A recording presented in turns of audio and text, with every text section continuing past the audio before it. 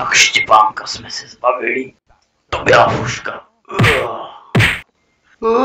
Naším dalším hostem je namachrovaný raptor Tomáš Řepka.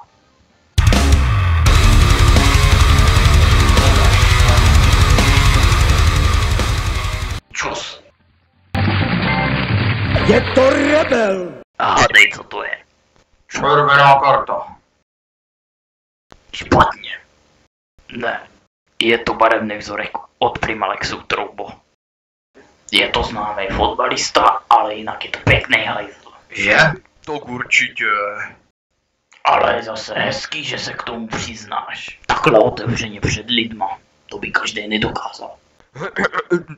Vím, že se chceš asi na něco zeptat, ale jestli se to týká Štěpánka, tak toho si před chvílí vzala na starost ochranka. Ten už mezi námi není, a to nejenom ve studiu. Aha.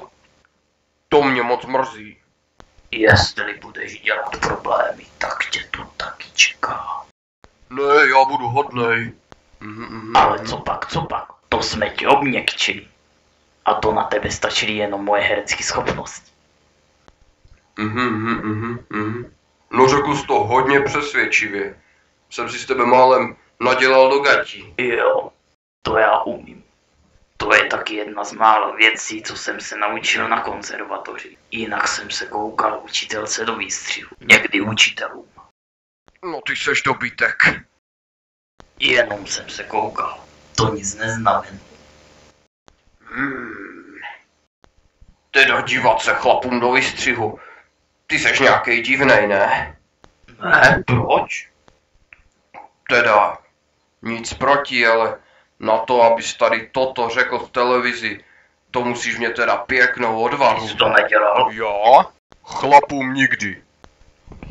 A co ženský? S ženskýma je to jak u tebe. Jako to bych taky rád věděl. Ať si o tobě lidi něco nemyslí, jako víš. Tak. Ty já zvu rovnou na kafe. Třeba tvoji starou jsem teďka zrovna pozval na kafe a dneska si uděláme pěkný večer. U mě doma. Jo, myslíš při tom kafíčku v obyváku pěkně u televize. Ne. Tak když ne u televize, jak jsi to teda myslel? V nějakým jiným pokoji?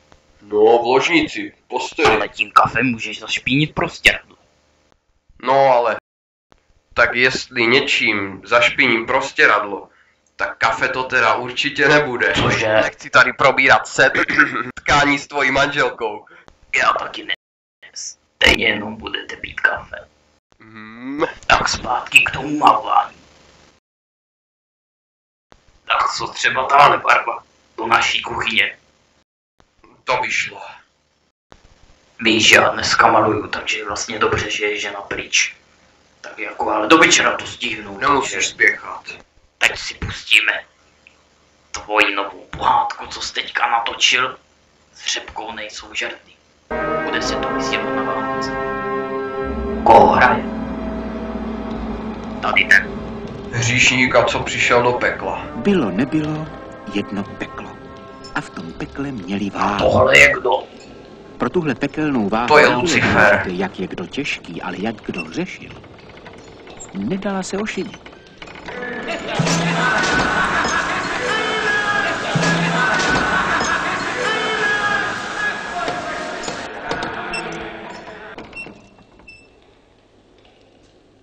Stůj!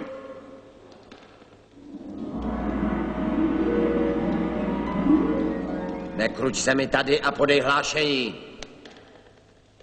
Jo, dejte větší temnosti, králi tmy Lucifere 14. Přináším čerstvé zprávy o Dorotě Máchalové. Zadrž. Kde je kniha hříchů? No, už tu dávno měla být. Myslím, že její víra hříchu se právě dovršila. Tak, tady je ta kniha. Mazej! Pojď sem. Jak to, že jsi opustil stanoviště? To byla hezká pohádka, jak ten nápad vůbec vznikl. Dobře jsi to tam zahrál. Já vím. No, ve střídně se sestříhali nějaký záběry ze zápasu a pak to herci předavovali. No, herci to předavovali, ale bez tebe by to nevzniklo. Nejhorší je, že jsem vůbec nevěděl, že mě natáčejí. Tlačí nás čas. Takže já musím jít malovat. A já musím za tvou ženou. Jo, na to kavíčko. Ale vrátí se až zítra ráno. Až ráno. Co budete celou noc dělat? To radši ani nechtějí vědět. Hele, ty ze mě děláš plný osla. Já moc dobře vím, že spolu budete spát. Konečně ti to docvaklo. Já jsem to tušil celou dobu. Nejseš tak blbý, jak vypadáš. S tebou jsem skončil. Děkuju. Pak si to vyřídíme.